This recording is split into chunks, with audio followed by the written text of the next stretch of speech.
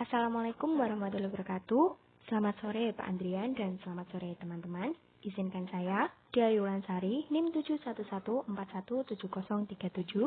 untuk memaparkan berita tentang rupiah tak terbendung 3 dolar dibuat babak belur yang bersumber dari CNBC Indonesia pada hari Jumat 5 Juni 2020. Nilai tukar rupiah sedang perkasa pada perdagangan di hari Jumat. 3 jenis dolar yang populer di dalam negeri semua dibuat babak belur melemah lebih dari 1%.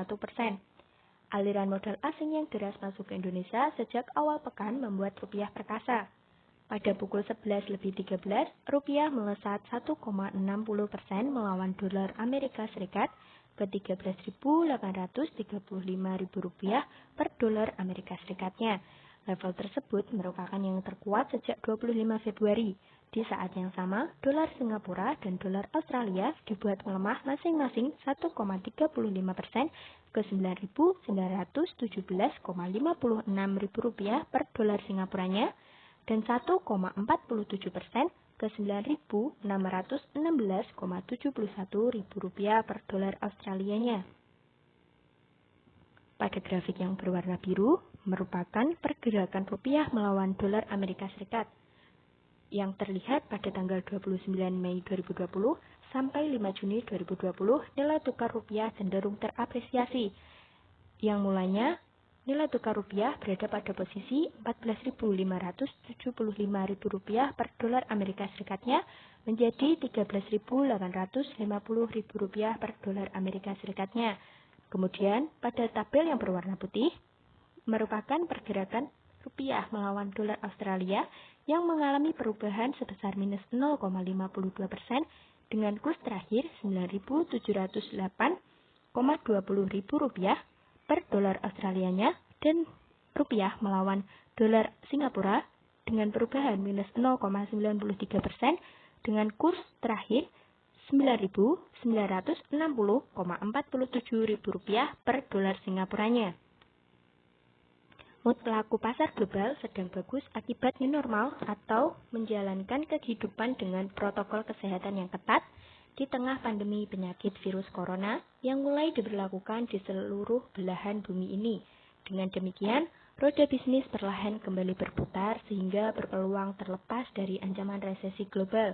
Ketika mood pelaku pasar sedang bagus, maka aliran modal akan menuju ke negara-negara emerging market dan aset-aset beresiko yang memberikan imbal hasil tinggi.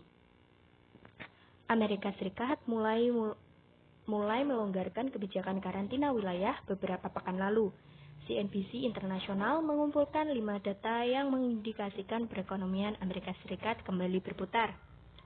Yang pertama, dari pergerakan warga yang berjalan kaki maupun berkendara yang didata dengan Apple Maps menunjukkan kenaikan signifikan di bulan Mei dibandingkan Maret dan April. Kedua, industri restoran yang mengalami kemerosotan hingga 100% di bulan April sudah kembali beroperasi di beberapa negara bagian. Yang ketiga, tingkat hunian hotel juga menunjukkan peningkatan. Keempat, transportasi udara yang bertambah. Kelima, pembelian rumah kembali meningkat di bulan Mei dibandingkan tahun lalu setelah merosot lebih dari 30% year on year di bulan April. Roda bisnis yang kembali berputar meski secara perlahan tentunya membuat perekonomian perlahan bisa bangkit dari kemerosotan, sehingga terhindar dari resesi panjang bahkan kemungkinan depresi yang ditakutkan oleh pelaku pasar. Kemudian, Singapura juga memutar kembali roda perekonomiannya sejak awal bulan ini. Menteri Perdagangan Singapura Chan Chun Sing mengatakan 80% perekonomian bisa kembali beroperasi pada bulan ini. Australia lebih dulu lagi memutar roda perekonomian. Perdana Menteri Australia Scott Morrison Jumat 8 Mei 2020 mengumumkan akan melonggarkan lockdown dalam 3 tahap dan membuka seluruhnya di bulan Juli. Sementara di Indonesia, pembatasan sosial berskala besar atau PSBB di DKI Jakarta baru dilonggarkan mulai hari ini dan itu pun masih bertahap. Tim gugus tugas dan Pemda DKI pun telah membuat roadmap untuk pembukaan fasilitas-fasilitas publik selama masa transisi ini. Pada pekan pertama, tempat ibadah bisa kembali dibuka dengan kapasitas maksimal 50%. Kemudian, Pekan kedua, perkantoran, rumah makan, dan lain-lain juga bisa kembali dibuka, tetap dengan kapasitas 50%. Mal dan tempat rekreasi baru akan dibuka kembali pada pekan ketiga. Meski belakangan mulai new normal, tetapi nyatanya arus modal deras masuk ke Indonesia.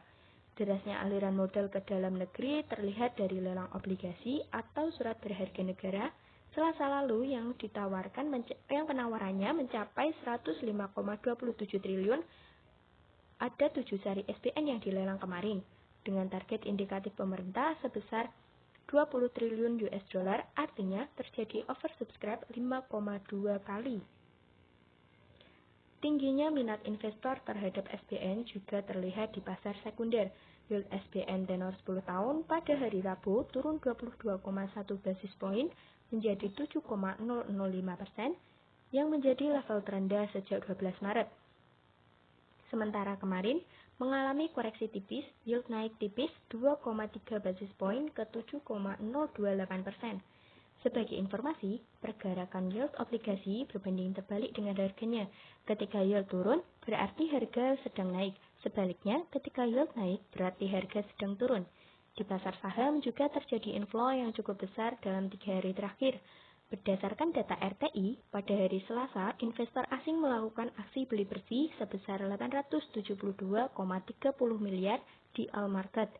Berlanjut pada hari Rabu sebesar 1,5 triliun dan kemarin nyaris 1 triliun. Akibatnya, nilai tukar rupiah menjadi perkasa dan membuat 3 dolar babak belur pada perdagangan hari ini. Sekian pemaparan berita yang dapat saya sampaikan. Apabila terdapat pertanyaan, teman-teman dapat menyampaikannya di WA Group. Terima kasih. Wassalamualaikum warahmatullahi wabarakatuh.